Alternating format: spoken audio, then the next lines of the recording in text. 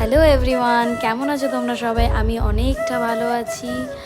আর আমি ভাবলাম যে তোমাদের সাথে কি খাবারের ভিডিও শেয়ার করা যায়।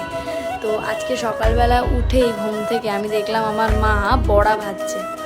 ভাবলাম যে তোমাদের সাথে শেয়ার করি আর দেখি তোমরা কে কে এই বড়াটার নাম জানো। কারণ অনেকেই এই বড়াটা খেতে খুব ভালোবাসে আর আমিও ভীষণভাবে এই বড়াটা খেতে ভালোবাসি। তাই সবাই আমাকে কমেন্টে জানিও যে এইটা কিসের বড়া।